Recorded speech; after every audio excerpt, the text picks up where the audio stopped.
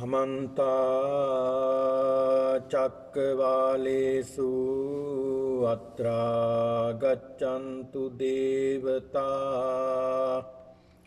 सद्धम्मं मुनिराजस्य सुनन्तु सग्गमुखदं ධම්මස්සවන කාලෝ අයං බදන්තා ධම්මස්සවන කාලෝ අයං බදන්තා ධම්මස්සවන කාලෝ අයං බදන්තා නමෝ තස්ස භගවතෝ අරහතෝ සම්මා සම්බුද්දස්ස නමෝ තස්ස භගවතෝ අරහතෝ සම්මා සම්බුද්දස්ස නමෝ තස්ස භගවතෝ අරහතෝ සම්මා සම්බුද්දස්ස චදාතුරෝ අයං භික්ඛවේ පරිසෝතිතිකෝ පනිතං බුත්තං කිංචේතං පටිච්ච බුත්තං පඨවි ධාතු ආපෝ ධාතු තේජෝ ධාතු ආයෝ ධාතු ආකාශ ධාතු විඤ්ඤාණ ධාතු චදාතුරෝ අයං බික්ඛු පුරිසෝති ඉතියං බුත්තං ඉදමේ තම් පටිච්ච බුත්තං තී. ගෞරවනීය ලොකු ස්වාමින් වහන්සේගෙන් අවසරයි වාසනාවන්ත සත්පුරුෂ පින්නතුනි, වස්පින්කම් මාලාවේ තවත් එක් දිනයක් ලෙස මේ ධර්ම දේශනාමය පින්කම පැවැත්වෙන දිනේදී ඔබ සියලු දෙනාම විහාරස්ථානයට පැමිණියේ බොහොම ශ්‍රද්ධාව භක්තිය පෙරටු කරගෙන බුදුරජාණන් වහන්සේ දකින්නට යන ගමනක්, බුදුරජාණන් වහන්සේ වන්දනා කරන්නට යන ගමනක් විදිහටයි මේ විහාරස්ථානයට පැමිණියේ. ඒක නිසා පින්නතුනේ ශ්‍රද්ධාව ඇති කරගෙන බුදු බණ පදයක් ශ්‍රවණය කරමින් සිත් සතන් ප්‍රබෝධමත් කරගෙන ධර්මාවබෝධය ඇති කරගෙන කටයුතු කරන්නටයි, ප්‍රඥාව දියුණු කරගන්නටයි මේ සියලු දෙනාම මේ උත්සාහවත් වෙන්නේ, වීරිය වඩන්නේ. ඒක නිසා සිහිපත් කරගන්නට ඕනේ ලෞතර බුදුරජාණන් වහන්සේ අපට දේශනා කරන්නේ නිතර මේ ධර්මයේ වඩන්න, ධර්මයේ ශ්‍රවණය කරන්න, ධර්මයේ පිළිබඳව සාකච්ඡා කරන්න. ඒ වගේම තමයි ධර්මයේ දියුණු කරගන්නට කියලයි බුදුරජාණන් වහන්සේ අපට පෙන්ලා දෙන්නේ. උන්වහන්සේ නිතර මෙන්න මේ කාරණාව නිතර පෙන්වලා දුන්නා බුදුරජාණන් වහන්සේ. මේ සසරේ තියෙන භයානකකම, මේ සසරේ තියෙන භයානක ප්‍රතිඵල, ඒ වගේම නැවත මේ සසරට වැටීමෙන්, දුගතියට වැටීමෙන් අපි මොනතරම් අසරණ භාවයකට පත් වෙනවාද කියන බව බුදුරජාණන් වහන්සේ නිතර දේශනා කරන්නට යෙදුණා, පෙන්ලා දෙන්නට යෙදුණා.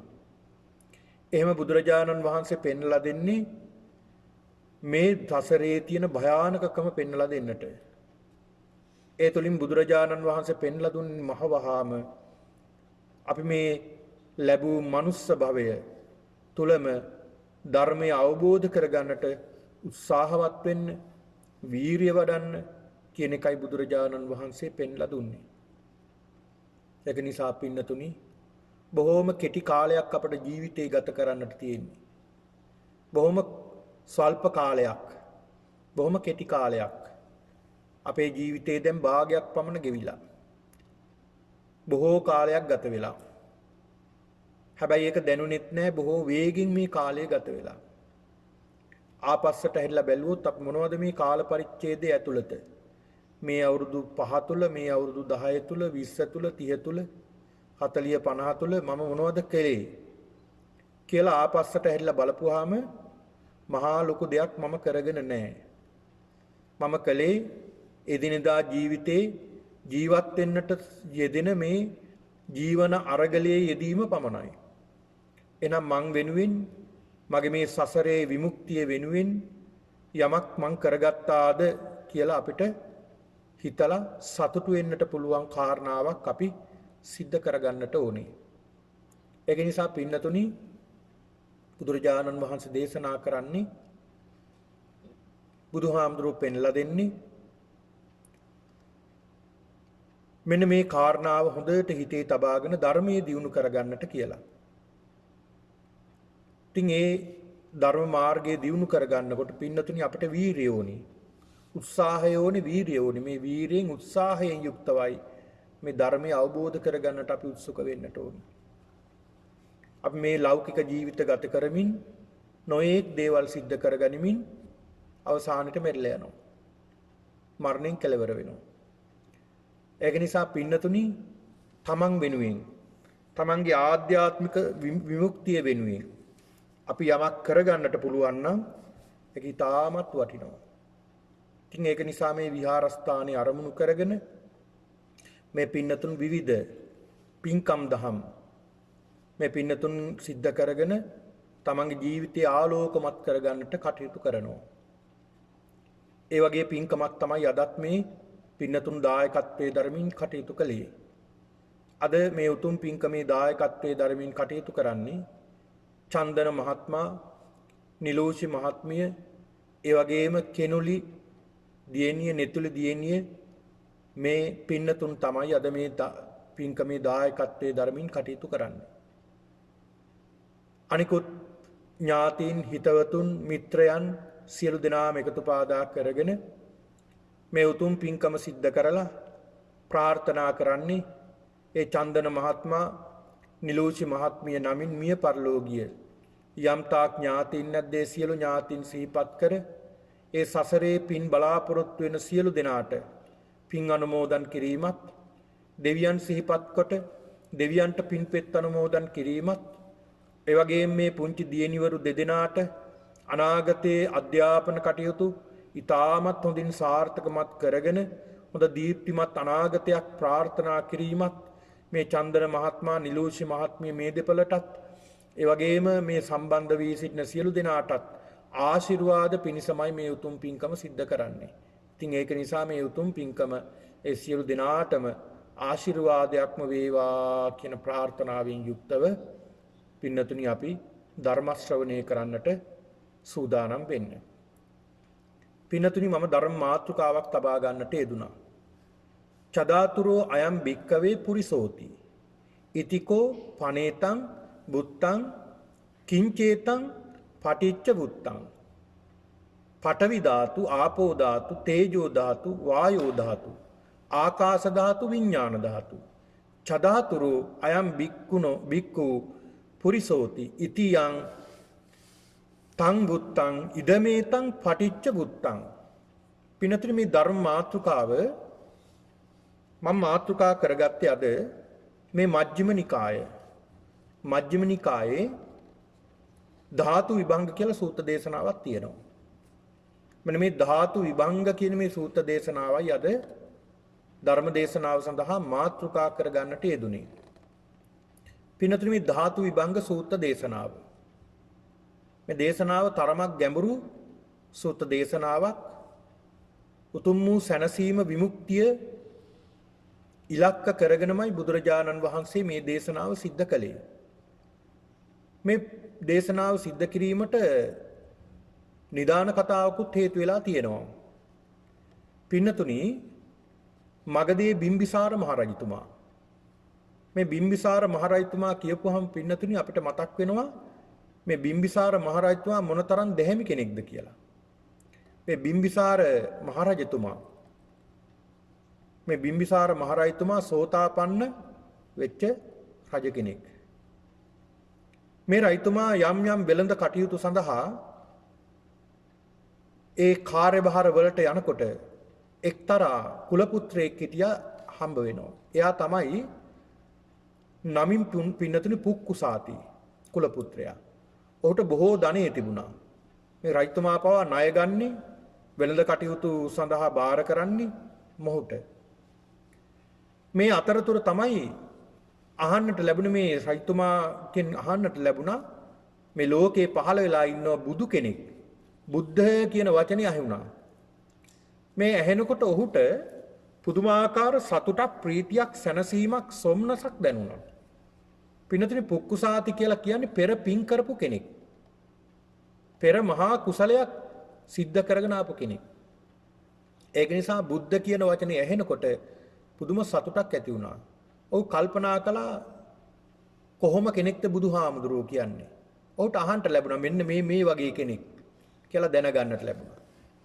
මොහු මොකද කළේ මේ සියල්ලගේම තියෙන අනිත්‍ය භාවය, අසාර භාවය සලකලා අර සියලු ධනයේ දීපල අතහැරලා තාපස ප්‍රවෘජාවෙන් පැවිදි භාවයට පත් වුණා.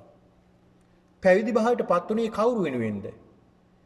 ඒ භාග්‍යතුන් වහන්සේ ගෞතම නම් බුදුරජාණන් වහන්සේ වෙනුවෙන්මයි මම පැවිදි භාවයට පත් වෙන්නේ. උන්වහන්සේ මම හොයාගෙන යනවා කියලා අරමුණු ඇති කරගෙනයි දැන් මේ ගමන පිටත් වුණේ.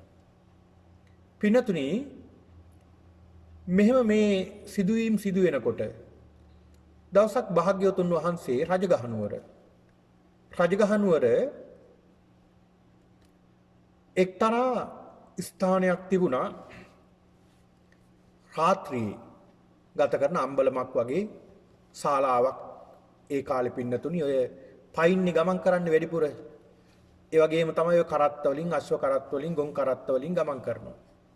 මේ ගමන් කරනකොට විඩා සිඳවාගෙන රාත්‍රිය පහන් කරලා යන්නට ඔය ශාලා තිබෙනව, නැත්නම් අම්බලම් තිබෙනව, මේ වගේ ස්ථාන තිබෙනවා. ඒ තැන් වලට ඒ අය එකතු වෙලා කැම් බීම උයාගෙන රාත්‍රිය ගත කරලා ගමන ආරම්භ කරනවා. ඒක හේතුවක් තමයි රාත්‍රී කාලයට යම් සොරුන්ගෙන්, සතුරන්ගෙන් අර වෙළඳ කණ්ඩායම් වලට හිංසා පීඩා සිද්ධ වෙනවා රාත්‍රී කාලයේදී. එතකොට ඒක නිසාත් එක හේතුවක් නවතින්න හේතුව. අනිත් හේතුව තමයි පින්නතුනි සතුන්ගෙන්, සිව්පාවුන්ගෙන්, ධර්ම ව්‍යාග්‍රීන් වගේ සතුන්ගෙන් හිංසා වෙනවා රාත්‍රී කාලයේදී. මොකද ඒ කාලය තමයි රාත්‍රී කාලයේ තමයි සත්තු ආහාර සොයාගෙන යන එළියට එන්නේ. අන්න ඒකත් හේතුවක් මේ රාත්‍රී කාලේ නවතින්න. බුදුරජාණන් වහන්සේ සවස් භාගයේ වන විට මේ ස්ථානට වැඩම කළා. ඒ ස්ථානයේ ඉන්න පිහිටියා පින්නතුනි බග්ගව කියලා කුම්භකාරයෙක්. ඔහුත් එතන නවතින්න පැමිණලා හිටියා. මේ බග්ගව අමතලා බුදුරජාණන් වහන්සේ සඳහන් කරනවා භාග්ගව මේ ස්ථානයේ මමත් අද රෑ පහන් කෙරුවට කමක් නැද්ද? මටත් අවසරයිද මේ ස්ථානයේ රෑ පහන් කරන්න කියලා සඳහන් කරනවා. මේ බග්ගව සඳහන් කරන ස්වාමීනි ඔබ වහන්සේ මගෙන් නම් ප්‍රශ්නයක් නැහැ. ඔබ වහන්සේ ඕනි කාලයක් මෙතන වැඩ ඉන්න. නමුත් මටත් පෙර ආතු ආපු තවත් එක්තරා බ්‍රාහ්මණයෙක් එහෙම නැත්නම් තාපසයෙක් ඉන්නවා. එතුමත් අපි කාටත් පෙර තමයි ඇවිල්ලා ඉන්නේ. එයා තමයි පුක්කුසාති කියලා කියන්නේ. එයාගෙන් අවසර ගන්න කියලා සඳහන් කළා. බුදුරජාණන් වහන්සේ ඒ පුක්කුසාති ළඟට ගිහිල්ලා පින්නතුනි විමසනවා පින්වත එහෙම නැත්නම් බ්‍රාහ්මණය එහෙම නැත්නම් ශ්‍රමණ වේශධාරියෙක්නේ. ඒ කියන්නේ ශ්‍රමණ ප්‍රවෘජ්‍යත්වයෙන් පැවිදි වෙච්ච කෙනෙක් මේ බුදුහාමුදුරුව වෙනුවෙන්. හැබැයි මේ පුක්කුසාති දන්නේ නැහැ මේ බුදුරජාණන් වහන්සේ කියලා. විමසනවා බුදුරජාණන් වහන්සේ පින්වත මටත් මෙතන රාත්‍රිය පහන් කරන්න ඉඩ තියෙනවද? අවසර තියෙනවද කියලා. ඊට පස්සේ කල්පනා කරනවා සඳහන් කරනවා ඇවැත්නි ඔබටත් මේකේ අවසරේ තියෙනවා වැඩ ඉන්න කියලා. මේ ඇවැත්නි කියලා සඳහන් කළේ. පින්නතුනි ඇවැත්නි කියලා කියන වචනය භාවිතා කරන්න පුළුවන් භික්ෂුන් වහන්සේලාට තමන් හා සමාන කෙනෙක් එහෙම නැත්නම් Tamanට වඩා බාල කෙනෙක්. ඒ කියන්නේ ප්‍රෞර්ජාවෙන් මහාන උපසම්පදාවෙන් තමන් හා සමාන හෝ තමන්ට වඩා බාල කෙනෙක්ට අමතන්න පුළුවන් වචනයක් තමයි ඇවැත්නි කියන වචනය. එහෙම තමයි ඇමතුවේ. මොකද මේ පුක්කුසාති දන්නේ නැහැ මේ බුදුරජාණන් වහන්සේ කියලා. බුදුරජාණන් වහන්සේත් එතන වැඩ හිටියා. මේ වැඩ ඉන්නකොට උන්වහන්සේ සන්ධ්‍යා කාලයේදී උන්වහන්සේ ඒ භාවනාවේ නිරත වෙලා බොහොම සිහියෙන් යුක්තව උන්වහන්සේ ධානයට සමවැදිලා ඒ ධානයෙන් අවදි වුණා. මේ පුක්කුසාතිත් මොකද කරන්නේ? හොඳ සිහියෙන් යුක්තව තමන්ගේ ඉරියව් පැවැත්ම සිද්ධ කරනවා. හොඳ සිහියෙන් යුක්තව ඔහු මේ ඉරියව් පවත්වනවා. මේක දැකලා බුදුරජාණන් වහන්සේ කල්පනා කරනවා මෙයත් බොහොම හොඳ කෙනෙක්. ධර්මයේ දියුණු කරපු කෙනෙක්. බලනවා කවුද කියලා. බලනකොට පේනවා මේ පෙර සසරේ පින්කම් කරගත්ත කුසල් වඩපු කෙනෙක්. කවුද කියලා දැක්කා. නමුත් බුදුරජාණන් වහන්සේ කියන්න ගියේ නෑ. මේ ඔබ හොයන ගෞතමයන් වහන්සේ මමමයි කියලා සඳහන් කරන්න ගියේ නෑ. මේ පුක්කුසාතිගෙන් අහනවා පුක්කුසාති ඔබ කවුරු වෙනුවෙන් කා උදෙසා පැවිදි වූ කෙනෙක්ද? කාගේ ධර්මයක්ද ඔබ භජනය කරන්නේ? එවත්නි මම ඒ භාග්‍යවත් වූ අරහත් වූ සම්්‍යක් සම්බුද්ධ සර්වඥන් වහන්සේ ගෞතම බුදුරජාණන් වහන්සේ මේ ලෝකේ පහළ වෙලා ඉන්නවා. උන්වහන්සේ වෙනුවෙන්මයි මම පැවිදි වුණේ. ඒ පැවිදි භාවයට පත් වෙලා උන්වහන්සේ සොයාගෙන යන ගමන මේ. උන්වහන්සේ මෙන්න මේ වගේ කෙනෙක්. අරහං සෝ භගවා ඉතිපි අරහං අරහං කියන ගුණයෙන් යුක්තයි. සෝ භගවා ඉතිපි සම්මා සම්බුද්ධෝ සම්මා සම්බුද්ධ කියන ගුණයකින් යුක්තයි. විද්‍යාචර්ණ සම්පන්න සුගත ලෝකවිදු අනුත්තර පුරිස ධම්මසාරති සත්තා දේවමනුස්සානම් බුද්ධ භගවා කියන මේ ගුණ සඳහන් කරලා මේ භාග්‍යතුන් වහන්සේ මෙන්න මේ කියන ගුණයන්ගෙන් යුක්ත භාග්‍යතුන් වහන්සේ මෙන්න මේ වගේ කෙනෙක් උන්වහන්සේ සොයාගෙන මේ යන්නේ කියලා. දැන් පින්නතුනි අපි ඉදිරියේ අපිට ඇදෑස් සැරලා බලපුවහම අපිට පේනවා අපේ බුදුරජාණන් වහන්සේ ඉස්සරහ වැඩ ඉන්නවා. අපි බුදුරජාණන් වහන්සේ හඳුනගන්නේ රූපයෙන්නේ. බොහෝ දුරට අපි හඳුනගන්නේ රූපයෙන්. හැබැයි මේ පුක්කුසාති කොහොමද අඳුරගත්තේ? මේ පුක්කුසාති මේ බුදුරජාණන් වහන්සේ අඳුනගත්තේ ධර්මයේ තුලින්. ගුණ තුලින් තමයි උන්වහන්සේ දකින්නේ. අන්න බලන්න මොන තරම් ගැඹුරුද නේ? අපි රූපයෙන් කෙනෙක් රූපයෙන් දැකලා උන්වහන්සේ දකිනකොට තව කෙනෙක් දකිනවා උන්වහන්සේ ගුණය තුලින් දකිනවා බුදුරජාණන් වහන්සේ කොහොම කෙනෙක්ද කියලා. ඒකනේ සඳහන් කළේ බුදුහාමුදුරුවෝ යෝ ධම්මං පස්සති සෝමං පස්සති යමෙක් ධර්මයේ දකිනවා නම් ඔහු බුදුරජාණන් වහන්සේව දකින කෙනෙක් වෙනවා. පුක්කුසාති එහෙම කෙනෙක්. එහෙම බුදුරජාණන් වහන්සේ ධර්මයේ තුලින් දැකලා තමයි මේ මහා පාරට බැස්සේ බුදුරජාණන් වහන්සේ සොයාගෙන යනවා කියලා උන්වහන්සේ වෙනුවෙන්මයි සිවුරු දරාගත්තේ. තාපස ප්‍රෞಢජාවෙන් පැවිදි භාවයට පත් වුණා. බුදුරජාණන් වහන්සේ මොහු දිහා හොඳට බැලුවා. බලලා පින් වැඩිලා තියෙනවා. මා උදෙසාම පැවිදි වුණ කෙනෙක් මේ සසරේ පෙරම් පුරාගෙන ඉන කෙනෙක් කියලා අරමුණු කරගෙන බුදුරජාණන් වහන්සේ මෙන්න මේ ධාතු විභංග සූත්‍ර දේශනාව දේශනා කළා. බුදුරජාණන් වහන්සේ අමතනවා මේ මෙහෙම පින්වත එහෙම නැත්නම් පුක්කුසාති මේ පුද්ගලයාගේ සත්ත්ව පුද්ගල කියලා සංඥාවක් තියෙනවා. සත්ත්ව පුද්ගල කියලා සංඥාවක් අපි ඇති කරගෙන තියෙනවා. එතනින් තමයි ආරම්භ කරන්නේ. පිළිතුරු සත්ත්ව පුද්ගල කියලා අපි සංඥාවක් ඇති කරගෙන තියෙනවා. සංඥා මොනවද මේ සංඥා? පිළිතුරු අපි ඇති කරගන්නා වූ සංඥා බොහෝ තියෙනවා. සංඥානේ සංස්කාර වෙන්නේ. බොහෝ සංස්කාර තුල කියන්නේ හැම සංස්කාරයක් තුළම සංඥා තියෙනවා. සංඥා තුලින් තමයි අපි සංස්කාර උපාදානය කරගන්නේ. එතකොට පින්නතුනි බුදුරජාණන් වහන්සේ පෙන්ලා දෙනවා සත්ත්ව පුද්ගල කියන මේ සංඥාව. දැන් අපිට පේන්නේ මෙතන අපිට පේනවා මෙතන බොහෝ දෙනෙක් සම්බන්ධ වෙලා ඉන්නවා. වාඩි වෙලා ඉන්න ඔය ඇත්තන්ට අපිව පේනවා ස්වාමින් වහන්සේලා දෙනමක් ඉදිරියේ වැඩ ඉන්නවා. අපිට පේන ඔය ඇත්තෝ දායක පිරිසක් වාඩි වෙලා ඉන්නවා ඉදිරියේ. එතකොට සත්ත්ව සංඥාවක් නේ. පුද්ගල සංඥාවක්. එතකොට පින්නතුනි අපි දකින්නේ එහෙම. එතකොට මේක හරියටම දැකීමක්ද? මේක හරියට දැකීමක් කියලා අපිට කියන්න බෑ. ඇයි ඒ? මේක නිවැරදි දැකීමක් නෙවෙයි. දැන් අපි හිතමු මෙහෙම. ඒක මේ විදිහට උදාහරණයක් සඳහන් කරන්නම් මම.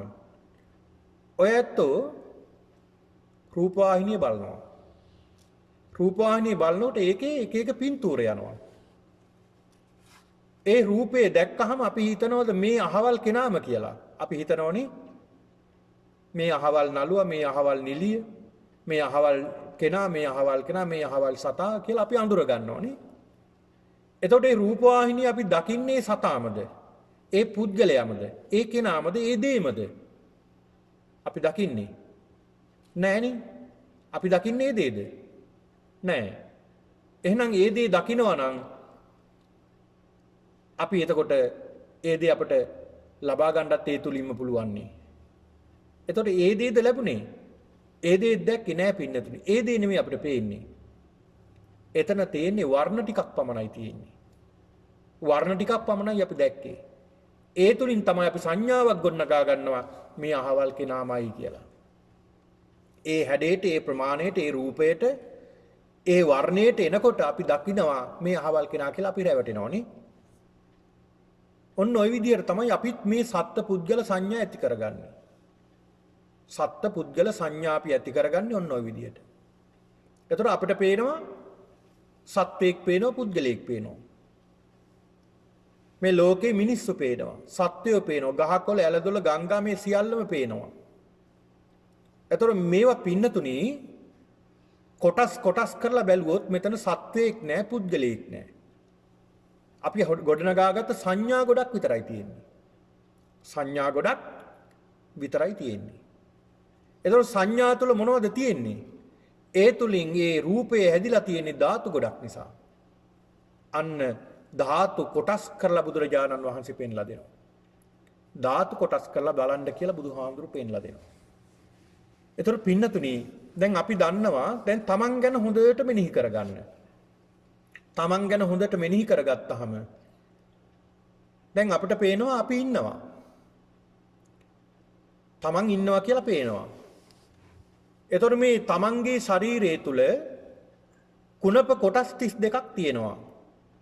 ඒ කියන්නේ කොටස් කෑලි අපි සම්බන්ධ වෙලා තියෙන්නේ. ඇස් දෙකක් තියෙනවා. කන් දෙකක් තියෙනවා. කෙස් වැටිය තියෙනවා. නාසය තියෙනවා. ඒ වගේම දත් තියෙනවා. මේ වගේ ශරීරයේ අතපය තියෙනවා. ඊට පස්සේ මේ හමෙන් යට මසට වැහිලා තියෙනවා. හමට වැහිලා තියෙන අභ්‍යන්තරයේ තියෙන එක ඉන්ද්‍රියන් තියෙනවා. ඉතින් මේවා කොටස් කරලා ගත්තාම එතන සත්වයක් පුද්ගලයෙක් ඉන්නවද? නෑ, කොටස් ටිකක් විතරයි. ඒ කියන්නේ ඒ කොටස් ටික එකතු වෙලා අන්න අපි හදාගත්ත සත්වයක් නමක් දාගත්තා. අහවල් කෙනා කියලා නමක් දාගත්තා නේ. අහවල් කෙනා කියලා අපි නමක් දාගත්ත එකයි කළේ. කොටස් ටිකක් එකතු කරලා ඒකට නමක් දාගන්නවා. හරියට කාර් එකක් වගේ, වාහනයක් වගේ. වාහනේ කොටස් ටික ඔක්කොම එකතු කරලා අපි ඒකට දානවා මේක වාහනේ, මේක කාර් එකක්, මේක වෑන් එකක්, මේක බස් එකක්, මේක ලොරියක් කියලා අපි ඒකට නමක් දාගන්නවා.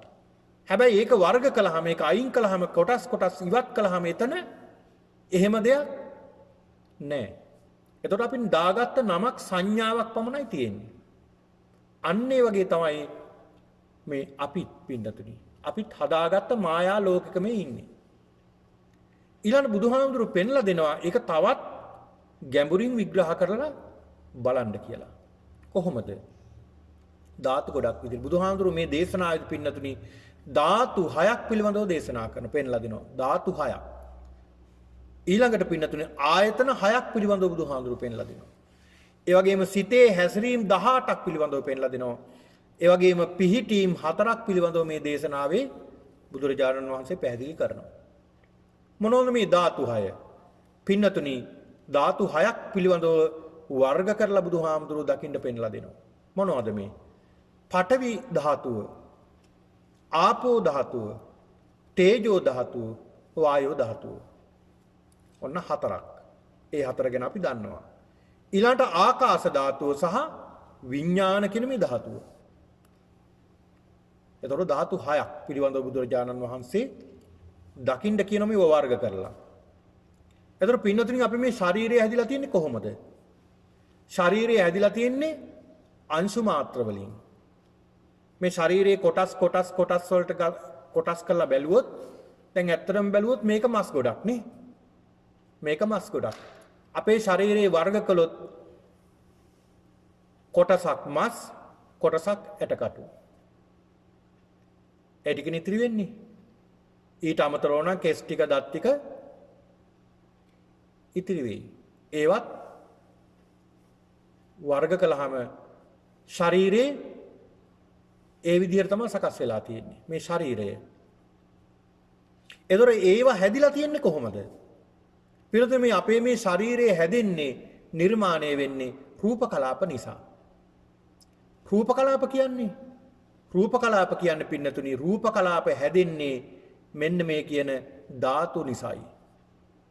ධාතු නිසා තමයි රූප කලාප නිර්මාණය වෙන්නේ.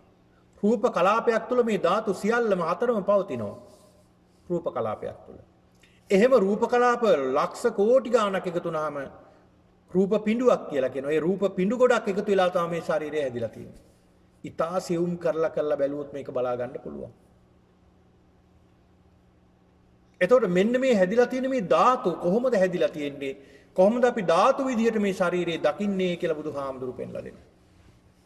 දැන් බලමු මේ පඨවි කියන ධාතුව. එතකොට මේ පඨවි කොටස් 20ක් බුදුරජාණන් වහන්සේ පෙන්ලා දෙනවා මේ අපේ ශරීරය තුළ. පඨවි කොටස් 20ක්. ඒ කියන්නේ ඒ තුල තියෙන්නේ වැඩියෙන්ම තියෙන්නේ පඨවි ධාතුව.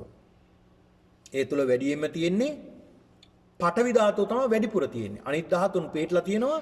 හැබැයි වැඩිපුර පිහිටලා තියෙන්නේ පඨවි ධාතුව තමයි අධික. කේසා, ලෝම, නකා, දන්තා, තචෝ, මන්සන්, නහාරු, අට්ටි, අට්ටිමින්ජා, වක්කං, හදයන් මේ විදිහට කොටස් 20ක් පිටලා තියෙනවා පඨවි කොටස්. එතකොට පඨවි ධාතු කොටස් 20ක් තියෙනවා. එතකොට මේ පඨවිය කියන්නේ මොකක්ද? පිනොදිනේ පඨවි කියලා කියන්නේ තද ගතිය, රළු ගතිය. පඨවි කියලා කියන්නේ. දැන් අපි අපේ ශරීරයේ අත ගෑවොත් ඇල්ලුවොත් අපිට දැනෙන්නේ මොකක්ද? අපිට දැනෙන්නේ පඨවි ගතිය දැනෙන්නේ. අපි යම් කිසි දෙයක් ස්පර්ශ කළොත් අපිට ඉස්සල්ලාම දැනෙන්නේ මොකක්ද? ඒ දේ තුල තියෙන පඨවි ගතිය, තද ගතිය, රළු ගතිය තමයි දැනෙන්නේ. ඒ රළු ගතියකින් මේ ශරීරය හැදිලා තියෙනවා. ඒ කියන්නේ මේ ශරීරය තුල රළු ගතිය වැඩි. පඨවි ධාතු වැඩි. ඒ පඨවි ධාතුව මේ ශරීරයට වැඩි. දැන් මේ භාණ්ඩයක් වගේ ඇල්ලුවොත් ශරීරයට වැඩි ඝනකම වැඩි. ඒ කියන්නේ පඨවි ගතිය වැඩි. ඊට වැඩිය කළු ගලක් බැලුවොත් ඒක ඊට වැඩිය පඨවි ධාතුව වැඩි. මේ කියන පඨවි ධාතුව තුලින් තමයි අපිව සකස් වෙලා තියෙන්නේ. පඨවි ධාතුව. ඒකට කියනවා පඨවි කියලා කියනවා. ඊළාට ආපෝ ධාතුව. ආපෝ ධාතුව කියලා කියන්නේ ආපෝ ධාතුව කියන්නේ වැగిරෙන ස්වභාවය. වැగిරෙන ස්වરૂපය. පින්නතුනේ ආපෝ ධාතුව අපිට ස්පර්ශ කරන්න බෑ. ආපෝ ධාතුව අපිට ස්පර්ශ කරන්න බෑ. දැන් කෙනෙක් හිතුවොත් එහෙම කරන්න බැරි නෑනේ. වතුර ටිකක් ඇල්ලුවොත් අපිට මේ ජලය ගලාගෙන යන ස්වરૂපය මේ ජලය අපිට අත ගන්න ස්පර්ශ කරන්න පුළුවන් කියලා. හැබැයි මේ ජලය තුල මේ ආපෝ ධාතුව තුල අපිට දැනෙන්නේ ඒ ආපෝ ධාතුව තුල තියෙන තේජෝ ගුණයත් එහෙම නැත්නම් අපිට දැනෙන්නේ පඨවි ගුණයත් විතරයි දැනෙන්නේ. ආපෝ ගුණය අපිට දැනෙන්නේ නැහැ. ඒක ස්වභාවයක්, ස්වરૂපයක්. මේ පඨවි ගතිය දැන් පඨවි ධාතුව අල්ලගෙන තියාගෙන ඉන්නේ මේ ආපෝ ධාතුවෙන්. ඒ කියන්නේ ওই ධාතු එකිනෙකට සම්බන්ධයි. පඨවි ධාතුව අල්ලගෙන තද කරගෙන බැඳගෙන ගුලි කරගෙන තියාගෙන ඉන්නේ මේ ආපෝ ධාතුව. ආපෝ ධාතුව. ඒකට හොඳ උදාහරණයක් මම මේ පින්නතුන්ට කියන්නම්. දැන් අපි මොනවා හරි අග්ගලා වගේ මොනවා හරි දෙයක් හදනකොට පිටි දාලා අපි වතුර ටිකක් දාලා තමයි කලවම් කරන්නේ නේ. එහෙමනේ කලවම් කරන්නේ. ඒ වතුර ටිකක් ඒ දියර ටිකක් එහෙම නැත්නම් ආපෝ ධාතුවක් යෙදුනහම අර සියල්ලම ගුලි වෙනවා. එකට එකතු වෙනවා. මේ ආපෝ ධාතුවෙන් තමයි අර සියල්ල එකතු කරලා කැටි කරලා තියාගෙන ඉන්නේ. මේ ශරීරයත් එහෙමයි. මේ ආපෝ ධාතුව නිසා තමයි මේ අපේ මේ පඨවි ධාතුව බැඳිලා තියෙන්නේ. ආපෝ ධාතුව. එහෙම ආපෝ ධාතු කොටස් 12ක් මේ ශරීරය තුල තියෙනවා. සෙම්හම් පුබ්බෝ ලෝහිතං සේදෝ මේදෝ අස්සු වසා කේලෝ සිංගානිකා ලසිකා මුත්තම් මත්තකි. මුත්තම් මේ විදිහට සෙම් සොටු ලේ මල මුත්‍ර මේ වැగిරෙන දේවල්. ආපෝ ධාතුව. ඊළඟ තේජෝ ධාතුව. තේජෝ ධාතුව කියලා පින්නතුනි සඳහන් කළේ සීතල සහ උණුසුම. සීතල සහ උණුසුම. මේ තේජෝ ධාතුව තුලින් තමයි අපිව වයසට යන්නේ. අපිව පැහැවන්නේ. අපිව උස්මහත් වෙන්නේ මේ තේජෝ ධාතුව නිසා. ගහක් හෝ වේවා යම් කිසි දෙයක් වේවා ඒක වර්ධනය වෙන්නේ මොකක් නිසාද? මේ තේජෝ ධාතුව නිසා. සීතල සහ උණුසුම නිසා. මේ තේජෝ ධාතුව නිසා තමයි මේ ජීවයේ රැඳිලා තියෙන අපිව වර්ධනය වෙන්නේ. තේජෝ ධාතුව. ඒ කියන්නේ තේජෝ ධාතුව කියලා කියන්නේ පින්නතුනි එතන සීතලක් තියෙන උණුසුමක් තියෙනවා. සීතල නැති වුණ තැන උණුසුම. උණුසුම නැති වුණ තැන සිසිලස එනවා. දැන් බලන්නකෝ අයිස් කැටයක් ගත්තාම අයිස් පර්වතයක් අයිස් කැටයක් ගත්තාම ඒකේ අධික සීතලක් තියෙන්නේ. තේජෝ ධාතුවක් තියෙන්නේ. හැබැයි ඒක අපි උණුසුම් කළොත් එතන ඝනකම් ස්වභාවය නෑ. හැබැයි රත් වෙලා තියෙනවා තේජෝ ධාතුව. ඊළාට වායෝ ධාතුව. වායෝ ධාතුව පින්නතුනි මේ ශරීරය තුල තියෙන දෙයක්.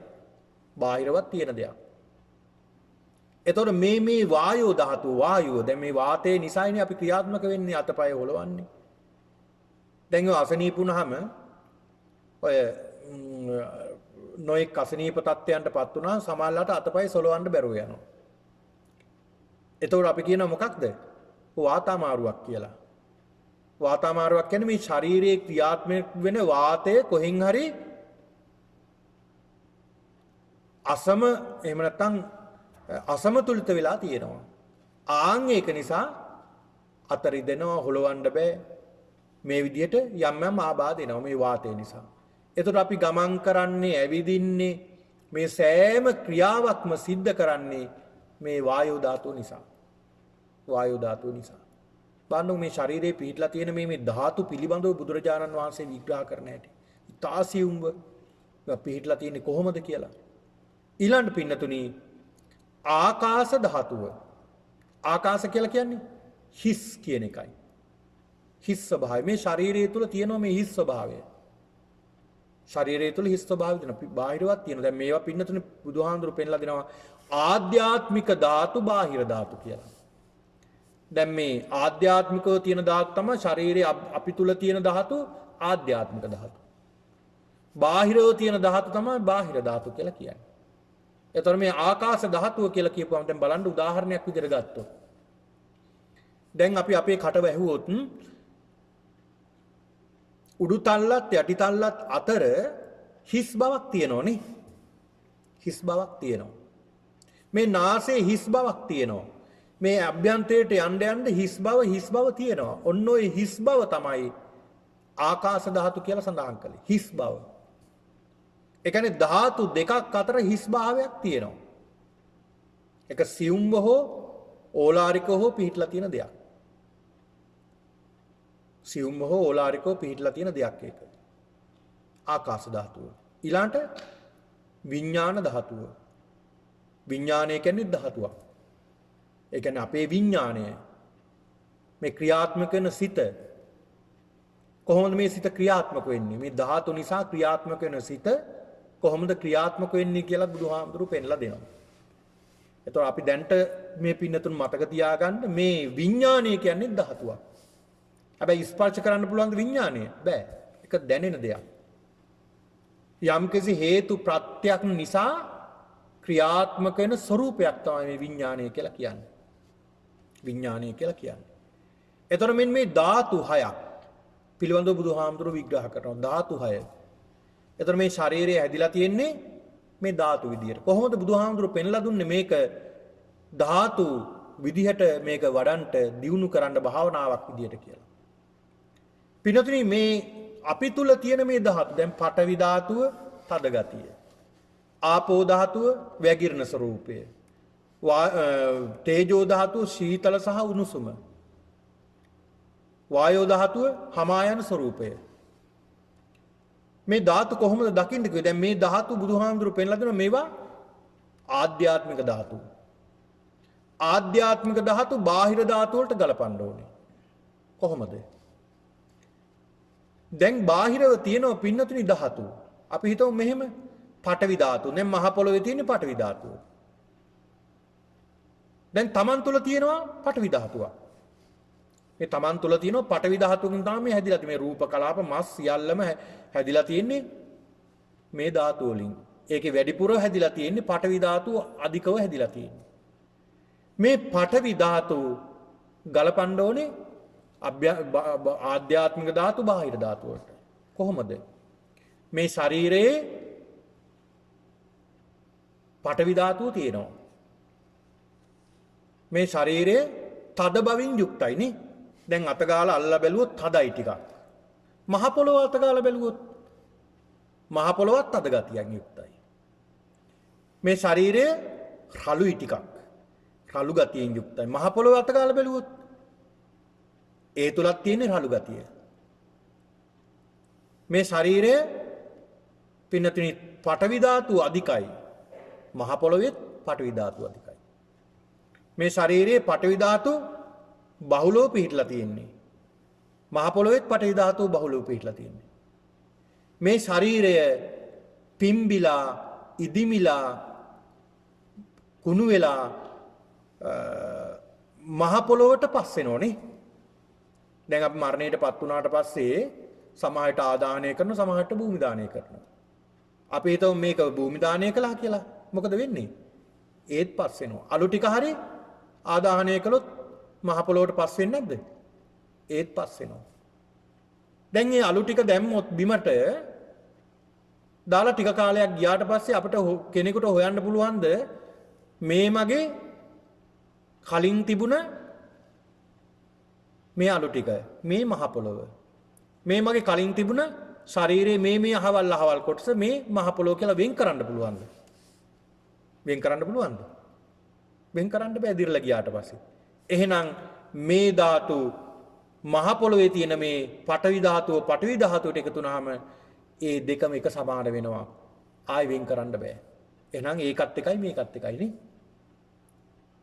එතකොට මේ මුළු විශ්වයේම පවතින්නේ මේ ධාතු ගොඩක් විතරයි. ආපෝ ධාතු, තේජෝ ධාතු, ආයෝ ධාතු. ආකාශ ධාතු, විඥාන ධාතු. මේ ධාතු සියල්ල පිළිබඳව අන්න එහෙමයි බුදුහාමුදුරුවෝ භාවනා කරන්න කියලා දුන්නා. ඒ ධාතු ගැන හොඳට මෙනෙහි කරන්න. මේ ඇහැ කොහොමද පිටලා තියෙන්නේ? කෙස් ටික කොහොමද පිටලා තියෙන්නේ? මේ කෙස් තුල තියෙන්නේ කොහොමද හැදිලා තියෙන්නේ? මේක පඨවි ධාතු අධිකයි. රළු ගතියෙන් යුක්තයි, ඝන ගතියෙන් යුක්තයි. මේ කෙස් ටිකත් නරක් වෙලා දිරලා මහ පොළොවට එකතු වෙනවා. ඊට පස්සේ මේක මහ පොළොවට එකතු වුණාට පස්සේ වෙන් කරන්න බෑ. ඒතර පඨවි ධාතුවට එක් වෙලා තියෙන්නේ. එහෙනම් මේක මගේ ආත්මය කියලා මට ගන්න පුළුවන්ද? බෑ.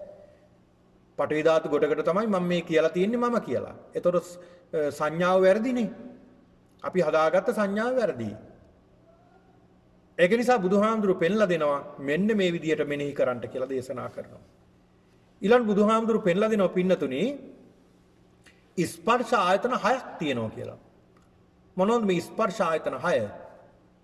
පින්නතුනි චක්කු සම්පස්ස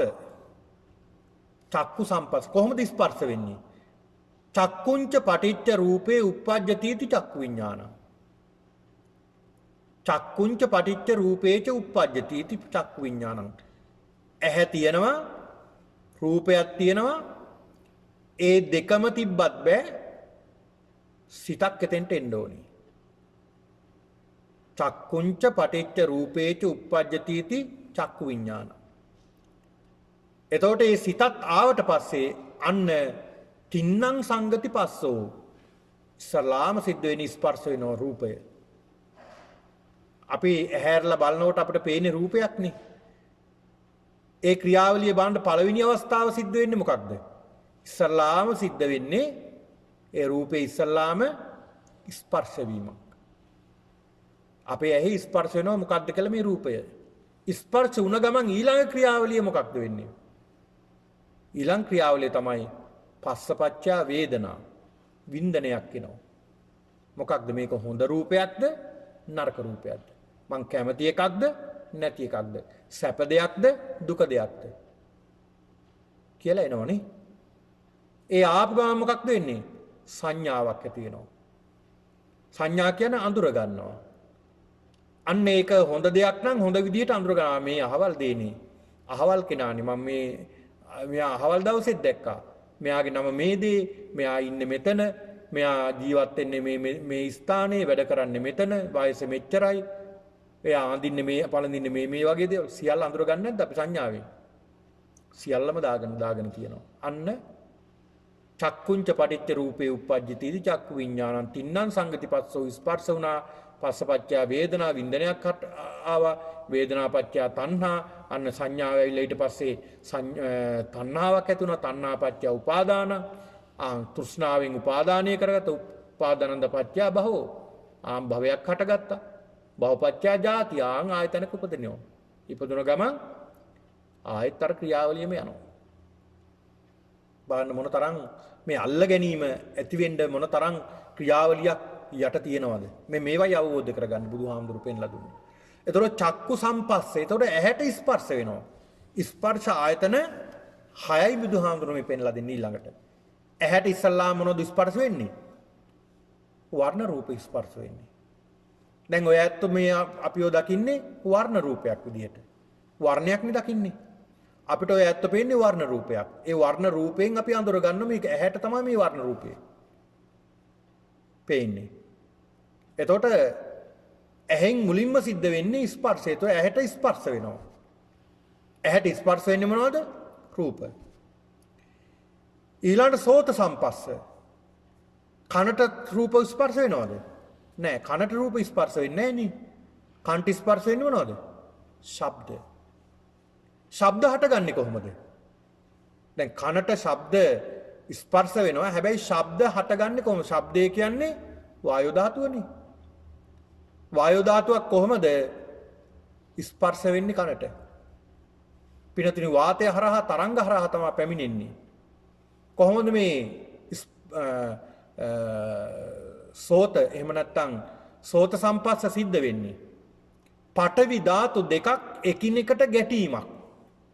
පඨවි ධාතු දෙකක් එකිනෙකට ගැටීම නිසා ශබ්දයක් හට ගන්නවා.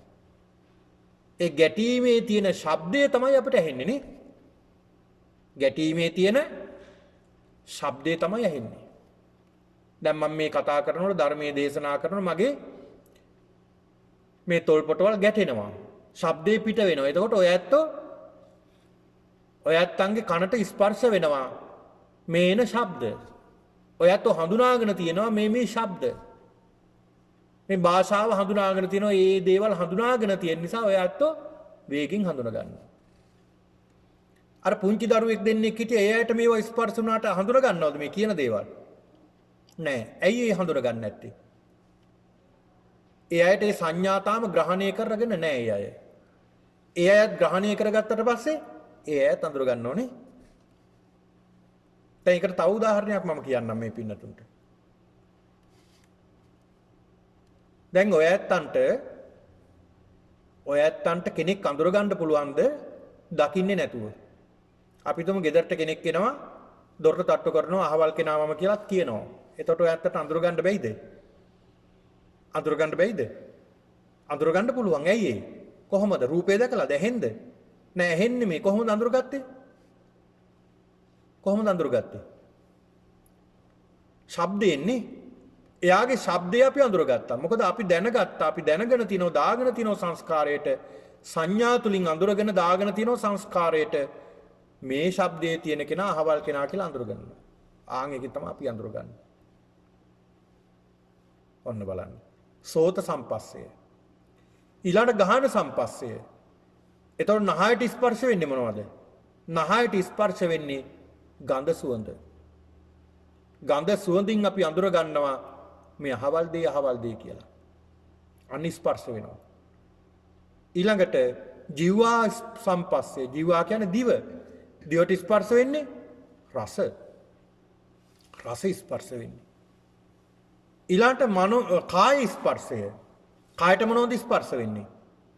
කායට පින්නතුනි ස්පර්ශ වෙන්නේ පහස. පහස තමයි ස්පර්ශ වෙන්නේ. ඊළඟට මනසට ස්පර්ශ වෙන්නේ මොනවද? ධර්මතා. ධර්මතා ස්පර්ශ වෙනවා. එතකොට අපි අඳුර ගන්නවා ඒවා. එතකොට මේක ක්‍රියාවලියක්. මෙන්න මේ ක්‍රියාවලියයි අපි දකින්න ඕනේ. සිද්ධ වෙන ක්‍රියාවලිය දැක්ගත්තට පස්සේ පින්නතුනි අපිට බොහෝ දුරට බුදුහාමුදුරු පෙන්ලා දෙනවා මේක ගලව ගන්න පුළුවන් මේ අලව ගත්ත දේවල්. මේ ඇලිලා තියෙන දේවල් අපිට ගලව ගන්න හරි පහසුයි මේ ක්‍රියාවලිය දැනගත්තට පස්සේ. දැන් ඉස්සරලාම සිද්ධ වෙන්නේ ස්පර්ශ වෙනවා. ඇහැ ගත්තොත් ඇහැට රූපයක් ස්පර්ශ වුණා.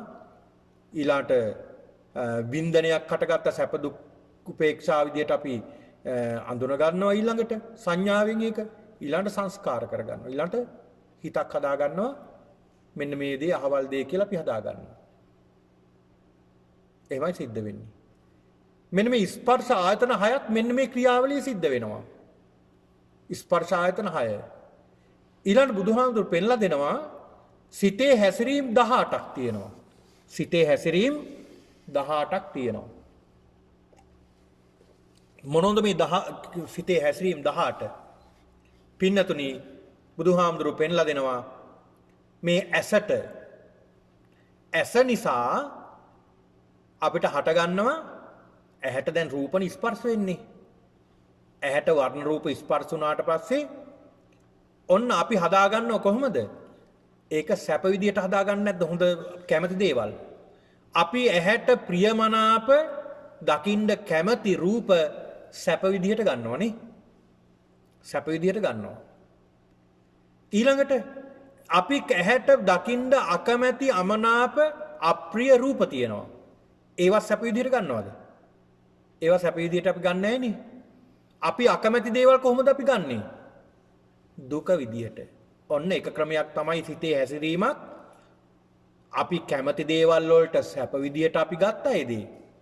අපි අකමැති දේවල් දුක විදියට ගත්තා. ඊළඟට තවත් ක්‍රමයක් තියෙනවා. අපි සැප විදියට ගන්නෙත් නැහැ, දුක් විදියට ගන්නෙත් නැහැ. අදුක්කම අසුඛ. ඒ කියන්නේ මධ්‍යස්ථ විදියට. මධ්‍යස්ථ විදියට ගන්න හැටි ඔයත් අන්න තේරෙන්නේ නැද්ද? මධ්‍යස්ථ විදියට දැන් බොහෝ දුරට අපිට තේරෙන්නේ සැප දුක විතරනේ. අපි අල්ලගන්නේ වයි, අපි ගැටනේ වයි තමයි අපිට තේරෙන්නේ. මධ්‍යස්ථ දේවල්. මධ්‍යස්ථ දේවල් පින්නතුනි මෙන්න මේ වගේ. දැන් පින්නතුනි දැන් අපි ගන්න යම් වින්දන තියෙනවා, වේදනා තියෙනවා, එහෙම නැත්නම් සැප දුක විදියට අපි ගන්නවා.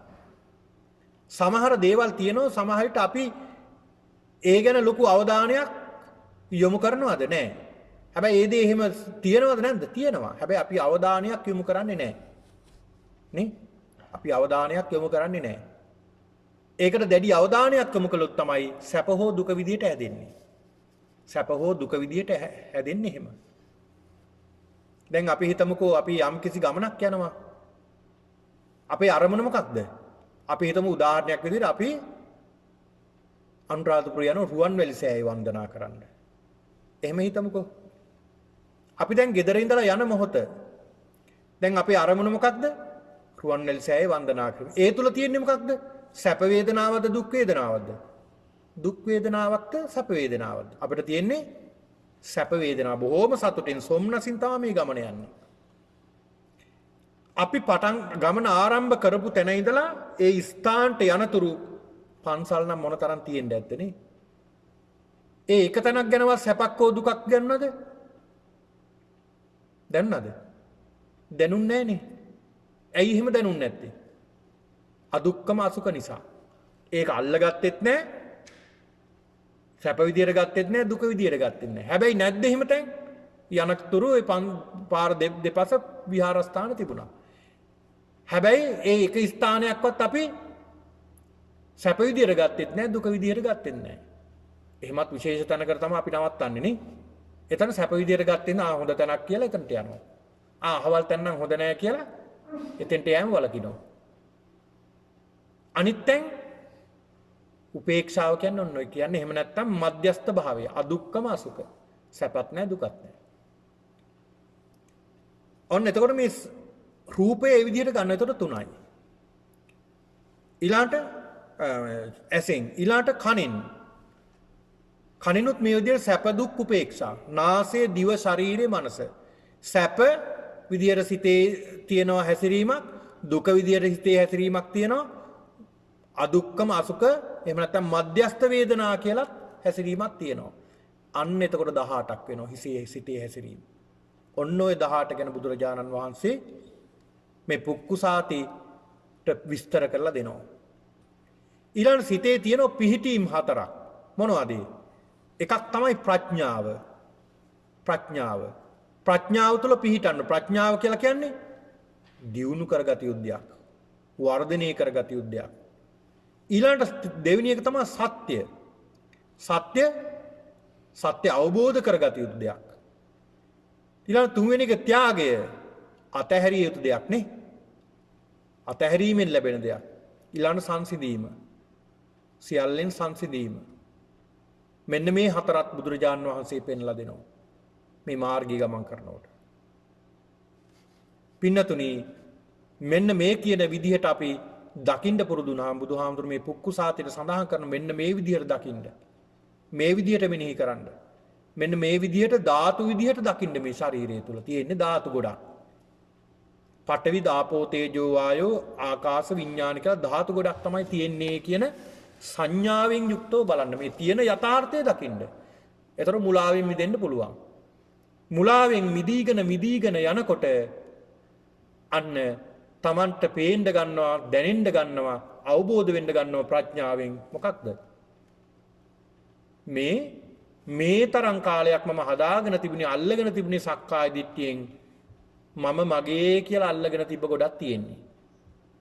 හැබැයි මම මගේ කියලා අල්ලගෙන තිබුණ ගොඩ දැන් බලනකොට මෙතන ගොඩක් නැහැ. තියෙන්නේ පඨවි ගොඩක් විතරයි. ආපෝ ගොඩක් විතරයි. තේජෝ, වායෝ කියන ධාතු ගොඩක් විතරයි මේ පවතින්නේ කියලා අන්න අවබෝධයට එනවා. ඒ අවබෝධය ආපු ගමන් පින්නතුනි මොකද වෙන්නේ? අන්න කෙලෙස් සංසිඳෙන්න ගන්නවා. මොකද දැඩිව අල්ලගෙන තියෙන්නේ අපිට. උපාදානය කරගෙන තියෙන මේ සංඥා නිසා. අපි දාගෙන තියෙන මේ සංඥා වැරදි විදිහට තමයි දාගෙන තියෙන්නේ. නේද? වැරදි විදිහටනේ දාගෙන තියෙන්නේ. මේ මගේ මහත්තයා, මේ මගේ නෝනා, මේ පුතා, මේ දුව, මේ අහවල් දේ කියලා අපි දාගෙන තියෙන සංඥා. ඒ දාගෙන තියෙන සියල්ලම වැරදි. අපිට ජීවත් වෙන්න ඕන නිසා මේවා දාගෙන තියෙනවා. හැබැයි මේ සංඥා සියල්ලම සංඥා විපල්ලාස මේවට කියන්නේ. වැරදි විදිහට තමයි අපි අල්ලගෙන තියෙන්නේ. ඒතර මේවා දකින්න ඕනේ නිවැරදි විදිහට, සත්‍ය විදිහට. ඒතර මේ තුල තියෙන්නේ පඨවි ගොඩක්, ආපෝ ගොඩක්, තේජෝ ගොඩක්, වායෝ ගොඩක්, ආකාශ කියන ධාතු ගොඩක්, විඥාන කියන ධාතු ගොඩක් මේක තුල තියෙනවා. අන්න එහෙම දකිනකොට මොකද සිද්ධ වෙන්නේ? අන්න සිත මිදෙන්න ගන්නවා. මේ තුල අල්ල ගන්න දෙයක් නැහැ. මේ තුල බැඳෙන්න දෙයක් නැහැ. මේ තුල දැඩිව ග්‍රහණය කරගන්න දෙයක් නැහැ.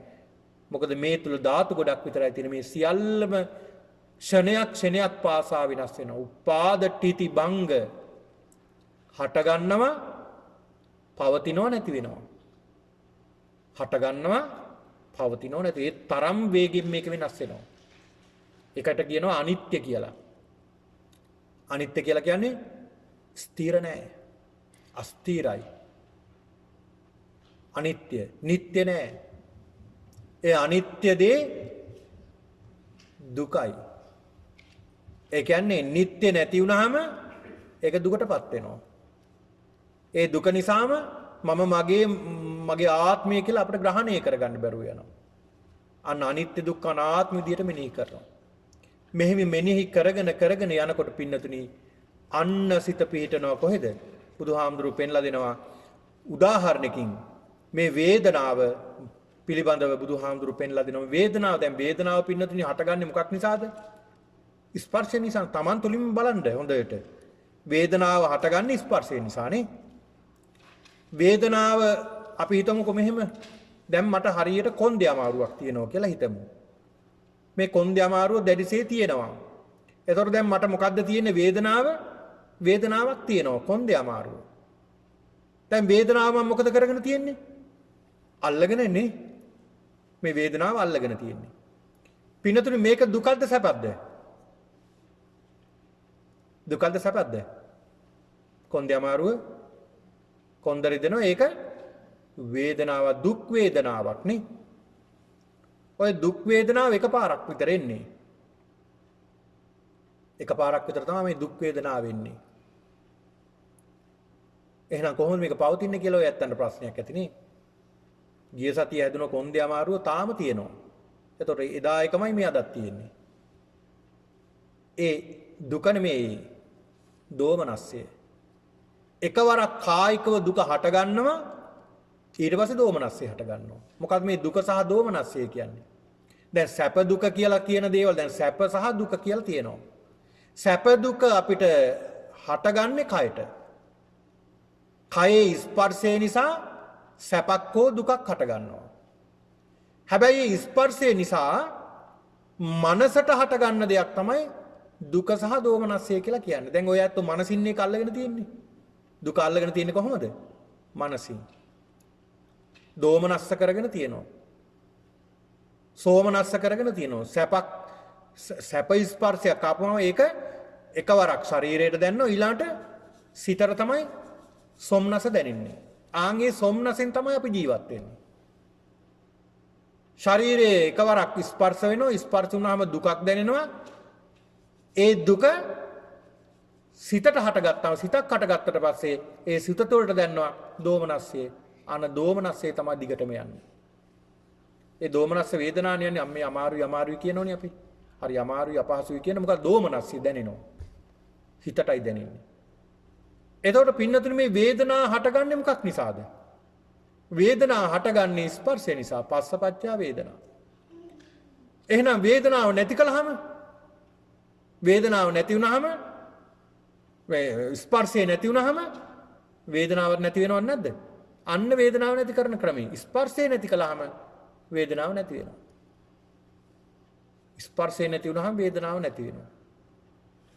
අන්න බලන්න බුදුහාමුදුරු උපමාවකින් පෙන්ලා දෙනවා හරියට පින්නතුනි ලී දණු දෙක.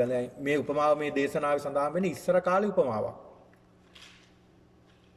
දැන් ඉස්සර පින්නතුනි ගින්දර ගත්තේ ලී දණු දෙකක් අතුල්ලලා හයියෙන් වේගෙන් ලී දණු දෙකක් අතුල්ලනකොට ගින්දර එනවා. එහෙම තමයි ගින්දර ලබා ගත්තේ. එතකොට පින්නතුනි ලී දණු දෙකක් එකට ගැටෙනකොට ගින්දරක් හටගත්තා. කොහෙද මේ ගින්දර තිබ්බේ? ලී වලද තිබ්බේ? ලී වල තිබ්බේ මේ ගින්දර? නෑනේ. ලී වල ගින්දර තිබ්බේ නෑ. අලුතෙන් හටගත්ත දෙයක් මේ ස්පර්ශය නිසා. අන්න දෙකක් ස්පර්ශ වෙනකොට අන්න අලුතෙන් දෙයක් හට ගන්නවා. ආම් බලන්න. ආන් ඒ වගේ තමයි මේ වේදනා කියලා කියන්නේ. තින්නම් සංගති පස්සෝ. ඇහත් රූපයත් විඥානයත් හටගත්ත තැන ස්පර්ශ වුණා. ස්පර්ශ වෙච්ච ගමන් වින්දනයක් හටගත්තා. ඒක කලින් තිබ්බ දෙයක්ද වින්දනේ? නෑ. අර දෙකේ ප්‍රතිඵලයක් තමයි හේතුව නිසා ප්‍රතිඵලයක් ලැබුණා. පස්සපච්චා වේදනා. අන්න බලන්න.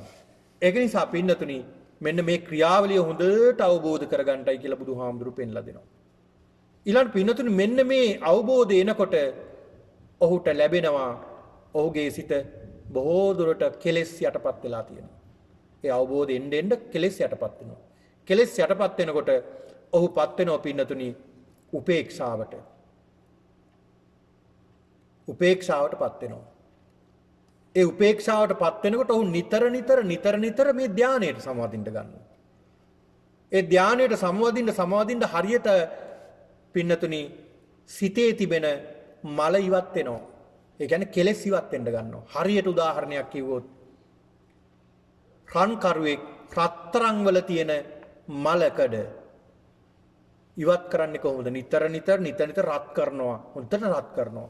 රත් කරමින් අර මලකඩ වල මේ රත්තරන් වල තියෙන මලකඩ ඉවත් කරනවා වගේ ඔහු තමන්ගේ සිතේ තියෙන කෙලෙස් ඉවත් කරන්න උත්සාහ කරනවා. එතකොට පින්නතුනි ඔහුගේ සිත උපේක්ෂාවටපත් වෙනවා.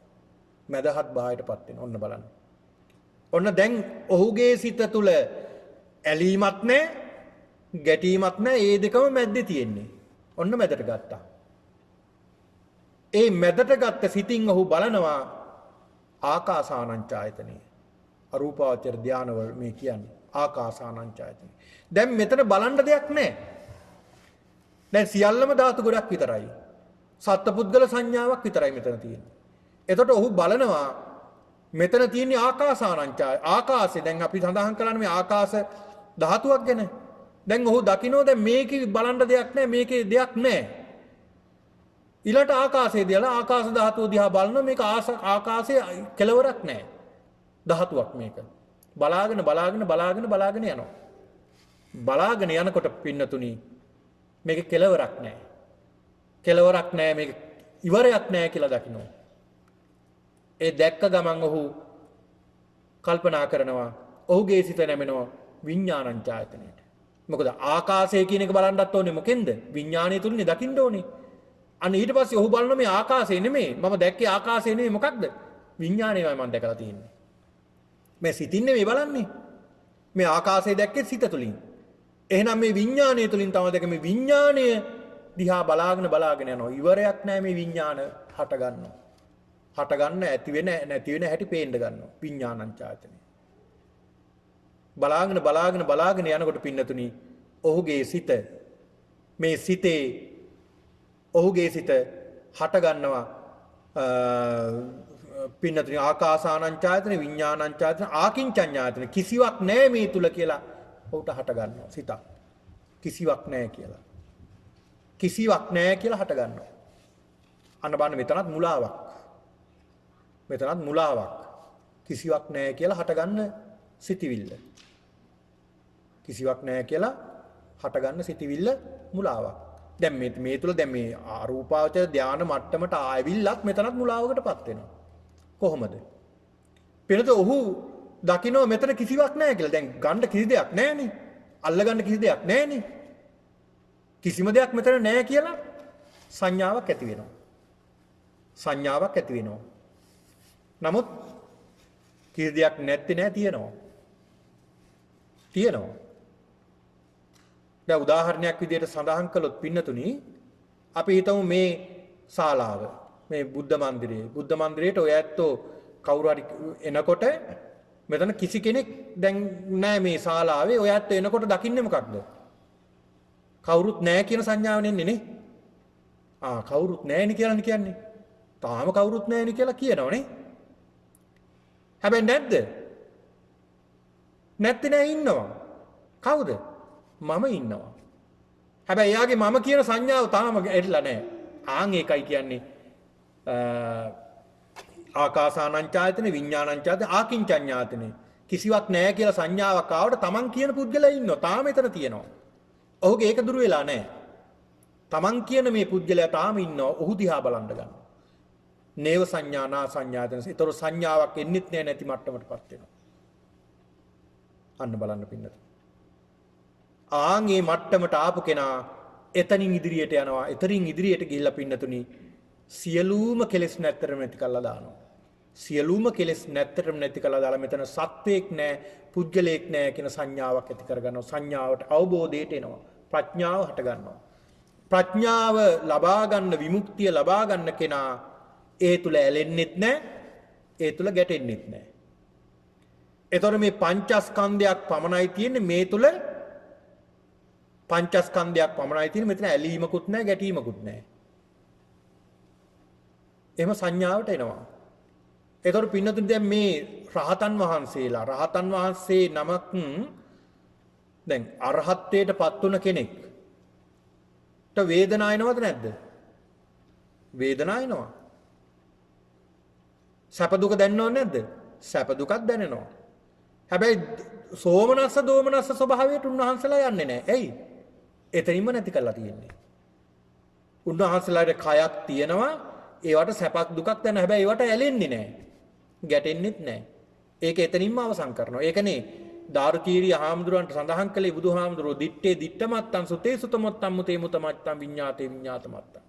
දැක්කනම් දැක්ක තැන නවතින්න. එතනින් එහාට අරන් යන්න එපා. වේදනා සංඥා සංකාර වලට ගිය ගමන් නැවතත් අර ක්‍රියාවලියම හට ගන්නවා. එතකොට නැවතත් සසර නැවැත්මක් නෙමෙයි පැවැත්මක් හට ගන්නවා. ඇහුණා නම් ඇහුණ දේ එතනින්ම නවත්තන්න. මේ පංච ඉන්ද්‍රියන්ගෙන්ම ගන්න දේවල් එතනින්ම නවත්ත ගන්නයි උත්සාහ කරන්න. අන්න බලන්න. මෙන්න මේ දේශනාවයි බුදුරජාණන් වහන්සේ පෙන්ලා දුන්නේ බොහෝම ගැඹුරු ධාතු පිළිබඳව විස්තර කරමින් තමන්ගේ ශරීරයේ තමන්ගේ ආත්ම සංඥාව කොහොමද නැති කරගන්නේ කියලා බුදුහාමුදුරු පෙන්ලා දෙනවා. මේ දේශනාව සිද්ධ කළාට පස්සේ මේ පුක්කුසාති නැගිටලා එතනින් මේ අඳුර ගන්නවා මේ වෙන කවුරුවත් නෙමෙයි මම මේ හොයාගෙන යන මගේ ශාස්ත්‍රුන් වහන්සේ නේද කියලා බුදුරජාණන් වහන්සේ ළඟට ගිහිල්ලා උන්වහන්සේට নমස්කාර කරනවා වන්දනා කරනවා. වන්දනා කළා සමාවිල්ලනවා ස්වාමීනි මට සමා වෙන්න. 10000 වතාවක් මට සමා වෙන්න. මම ඔබ වහන්සේට ආවුසෝ කියලා එමතුවා.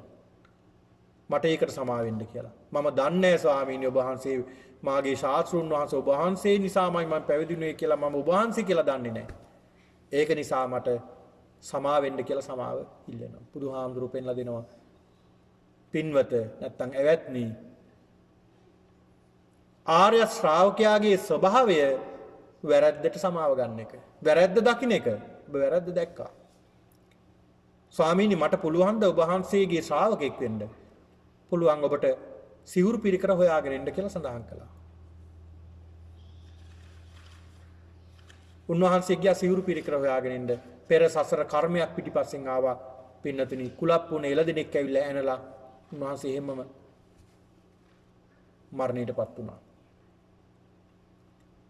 ඒ වෙලාවේ භික්ෂුන් වහන්සේලා බුදුහාමුදුර ළඟට ඇවිල්ලා සඳහන් කරනවා ස්වාමීනි මේ පුක්කුසාති ඔබ වහන්සේගෙන් ධර්ම ශ්‍රවණය කළා.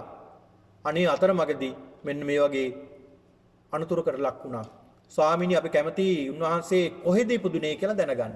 බුදුහාමුදුරු සඳහන් කරනවා මහණෙනි මේ පුක්කුසාති පංච ඕරම්භාගික සංයෝජන ධර්ම සියල්ලම ප්‍රහාණය කරලා ආයේ මේ මෙතෙන්නට එන්නේ නැහැ.